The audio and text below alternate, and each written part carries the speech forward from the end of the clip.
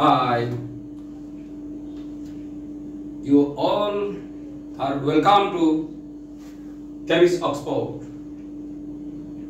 You know, Cambridge Oxford is an English language institute founded by former assistant professor Dr. Bhuvan Barua, Department of English, Khaza Yunus Ali University and University Newcastle University College Chagaon. This is three perfect pattern for learning English. We know tense is very important. So for making tense learning very easy, I have designed 4 patterns like this. This is pattern number 4, and we have other 2 patterns. I have already shown you pattern 2 for 3 simple tenses and pattern 3 for 3 continuous tenses.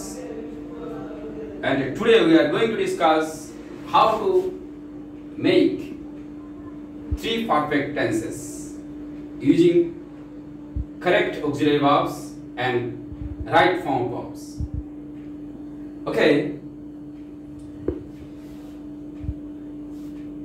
First of all, I would like to show you how you can form sentences using subjects, auxiliary verbs and principal verbs. Just notice carefully. First of all, I have enlisted all the 8 subjects here. The subjects I, we, you, they, he, she, it, real. In the same way, I have enlisted all the 8 verbs once again for first perfect and finally for future perfect as well.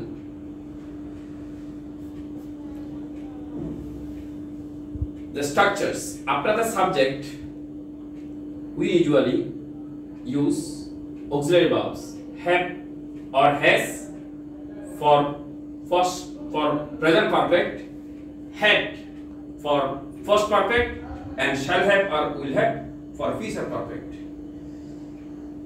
For the first 4 subjects, I, we, you, they, we usually use have, and for rest of the 4, starting with he up to Ria, we usually use has.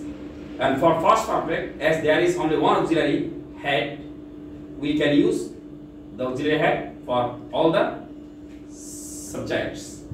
And here for future, although traditionally we use shall after the first person and will for rest of them, according to modern English we can use will after all the subjects. Okay, now here you see subject, auxiliary verb have, verb in first participle form. That means usually write, wrote, written is the written form. Do, did, done, done form, or drive, drove, driven form. So now let's start. I have written a poem. I haven't written a poem. If you say or Bengali, I have written a poem, আমি একটি কবিতা লিখেছি. I haven't written a poem, আমি একটি কবিতা লিখিনি. Have I written a poem, আমি কি একটি কবিতা লিখেছি. Haven't I written a poem, আমি কি একটি কবিতা লিখিনি.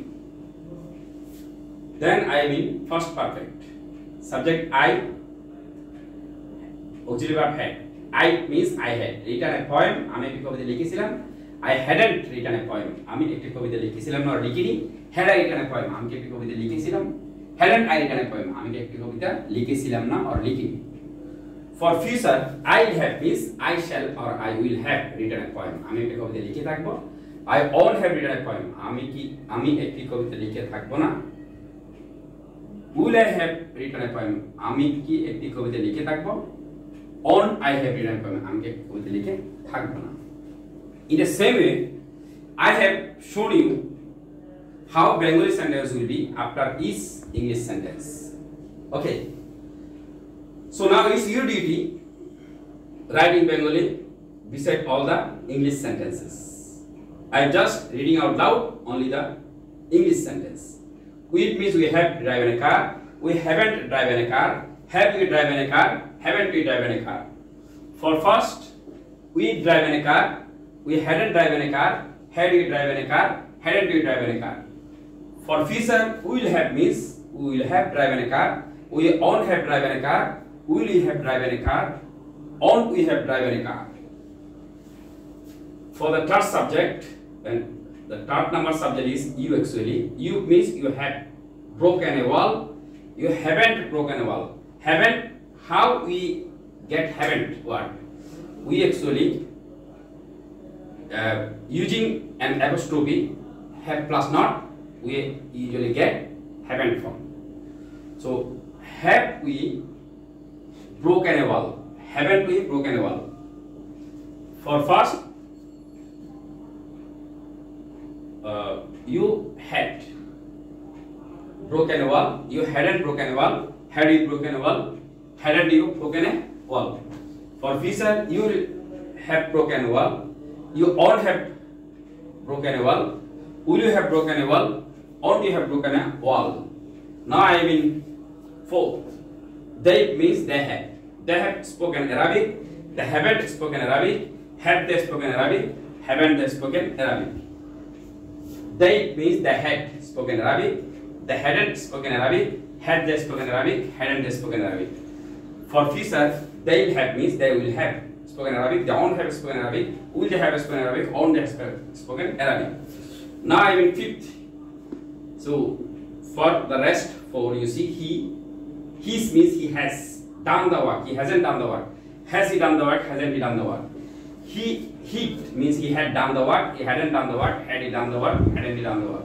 For future, he'll have means he will have done the work, he won't have done the work, will he have done the work, won't he have done the work. Now I am in sixth. She's learned means she has learned English, she hasn't learned English. Has she learned English, hasn't she learned English. For first, she learned means she had learned English, she hadn't learned English. Has she learned English, hadn't she learned English.